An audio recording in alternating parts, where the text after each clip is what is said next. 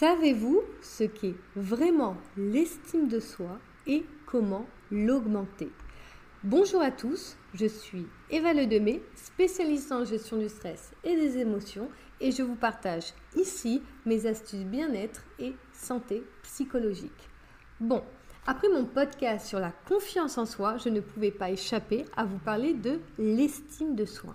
Et oui, car déjà, l'estime de soi et la confiance en soi sont des termes souvent confondus. De manière simple, la confiance en soi, c'est ce que vous considérez capable. D'ailleurs, pour l'augmenter, vous aurez besoin d'entraînement et d'expérience. Pour ça, je vous conseille d'aller voir mon podcast précédent sur le sujet. Et l'estime de soi, c'est combien vous vous considérez valable. La confiance en soi, c'est ce que vous considérez capable. Et l'estime de soi, c'est combien vous vous considérez valable. D'ailleurs, elle provient d'une auto-évaluation que vous avez de vous-même. Et là, c'est plus votre façon d'être et d'interagir dans les différents domaines de votre vie qui vont vous permettre de l'augmenter comme de la diminuer. Je vais aller plus dans le détail. L'estime de soi va se trouver dans l'opinion que vous avez de vous-même. Et une faible estime de soi se repère au travers de différents points. La personne ne va pas mettre en avant ses besoins, par exemple. Elle va aussi minimiser ses propos ou actions. Par exemple, elle va utiliser le petit ou juste pour parler. Elle va dire « j'ai une petite question. Je peux juste te parler 5 minutes ?»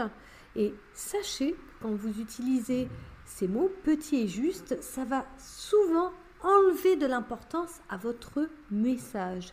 Et c'est aussi un signe de faible estime de soi. Aussi, la personne va sentir souvent qu'elle va déranger ou que les gens ne la considèrent pas.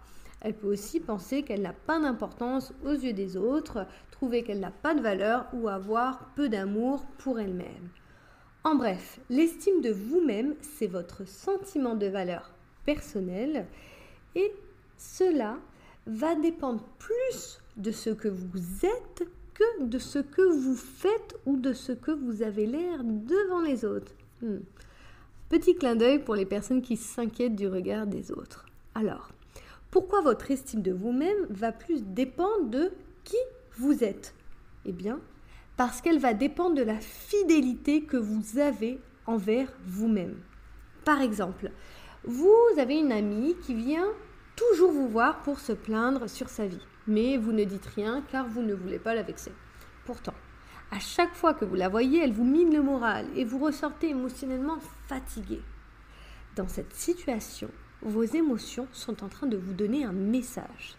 Et ces émotions peuvent vous dire « Tu ne respectes pas tes limites en cultivant cette relation en ce moment où tu as déjà beaucoup de choses à gérer. » Ça peut être aussi « Tu ne respectes pas ton besoin d'avoir des personnes plus positives dans ta vie. » Et ça, c'est que des exemples que vos émotions peuvent vous donner.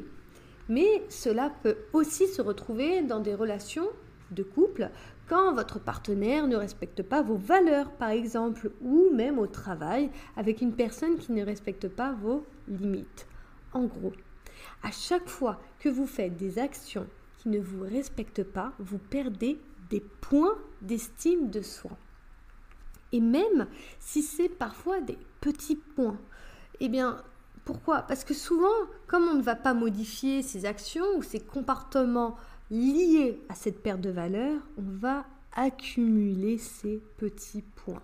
Et en accumulant ces points de perte d'estime de soi, on s'éloigne de qui on est et de ce qui nous rend heureux. Mais rassurez-vous, il y a des solutions pour nourrir votre estime de soi. Elle se résume en une phrase. Soyez fidèle à vos émotions, vos besoins, vos limites, vos rêves et vos valeurs. À chaque fois que vous n'allez pas vous respecter, vous allez diminuer votre estime de vous-même. Et c'est surtout cela que je veux que vous retenez. À chaque fois que vous allez les respecter, eh bien, vous allez augmenter votre estime de vous-même. Donc, à chaque fois que vous allez respecter vos émotions ou vos valeurs, vous allez gagner en estime. J'aimerais vous rajouter une autre manière d'expliquer ce processus de l'estime de soi, que je trouve aussi très intéressant. Je l'ai lu dernièrement et j'ai trouvé ça top. À chaque action, subjectivement importante, car une action peut avoir plus ou moins d'importance d'une personne à une autre, vous faites inconsciemment une conclusion personnelle. Et cette conclusion personnelle que vous pouvez faire, c'est ce que je fais est valable à mes yeux ou ceci n'est pas valable pour moi. Dans le premier cas, l'action vous valorise, c'est top. Alors que dans l'autre cas, vous vous dévalorisez personnellement. Et cette appréciation, elle s'inscrit dans votre conception de vous-même. Ce que j'aime dans le fait de travailler l'estime de soi, c'est que cela nous responsabilise et nous guide vraiment pour aller vers une vie qui nous correspond vraiment à vous. Alors, j'espère que cela va vraiment vous inspirer à prendre plus soin de vos émotions, à être en adéquation avec vos valeurs, à vous battre pour vos rêves. En tout cas, c'était un bonheur pour moi de vous le partager.